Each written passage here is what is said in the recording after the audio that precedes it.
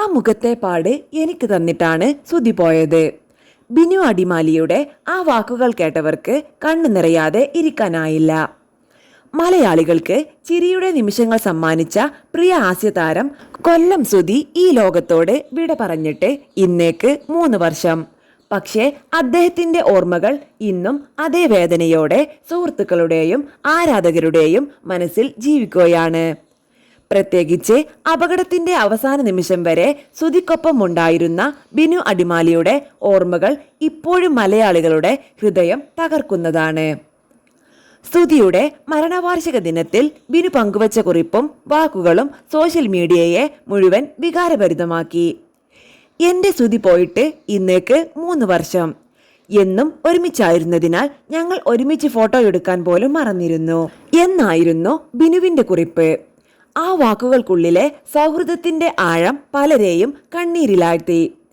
അപകടം നടന്ന ആ ദിവസത്തെ ഓർമ്മകൾ ഇന്നും ബിനു മറക്കാൻ കഴിഞ്ഞിട്ടില്ല. വാഹനത്തിന്റെ മുൻസീറ്റിലായിരുന്നു സുധിയിരുന്നത്.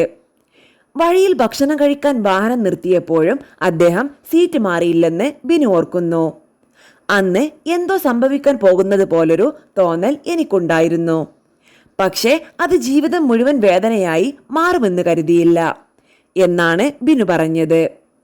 അവസാനമായി സുധിയെ കണ്ടപ്പോൾ അദ്ദേഹം ഉറങ്ങുകയായിരുന്നുവെന്നും പിന്നീട് കണ്ണു തുറന്നപ്പോഴേക്കും എല്ലാം കഴിഞ്ഞിരുന്നുവെന്നുമുള്ള ബിനുവിന്റെ വാക്കുകൾ ആരെയും നൊമ്പരപ്പെടുത്തും. ഒരു നിമിഷം കൊണ്ട് ജീവിതം എങ്ങനെ മാറിപ്പോകാമെന്നതിന് ആ ദുരന്തം ഇന്നും മലയാളികളുടെ മനസ്സിൽ മായാത്ത മുറിവാണ്. എന്നാൽ ഏറ്റവും കൂടുതൽ ആളുകളെ തകർത്തത് ബിനു പറഞ്ഞ മറ്റൊരു കാര്യമാണ്. സുധിയുടെ മുഖത്ത് ഒരു പാടുണ്ടായിരുന്നു.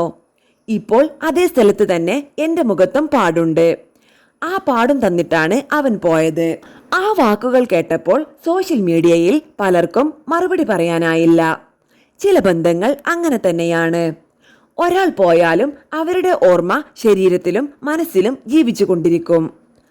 അപകടത്തിന് ശേഷം ഗുരുതരമായി പരിക്കേറ്റ ബിനു മാസങ്ങളോളം ചികിത്സയിലായിരുന്നു. ശാരീരിക വേദനയേക്കാൾ മാനസിക ആഘാതമാണ് കൂടുതൽ തളർത്തിയതെന്ന് അദ്ദേഹം പലപ്പോഴും തുറന്നു പറഞ്ഞിട്ടുണ്ട്.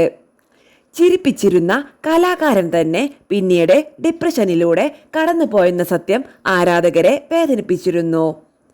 സുധിയുടെ കുടുംബത്തോടുള്ള കരുതലും ബിനു എല്ലായ്പ്പോഴും തുറന്നു പറഞ്ഞിരുന്നു. ഭർത്താവിന്റെ മരണശേഷം രേണു പൊതുരംഗത്തേക്ക് വന്നപ്പോൾ നിരവധി വിമർശനങ്ങൾ ഉയർന്നെങ്കിലും അവർക്ക് ജീവിക്കണ്ടേ, കുഞ്ഞുങ്ങൾക്കായി മുന്നോട്ടു പോകണ്ടേ എന്ന് പറഞ്ഞ് ബിനു ഉറച്ച പിന്തുണ നൽകിയിരുന്നു.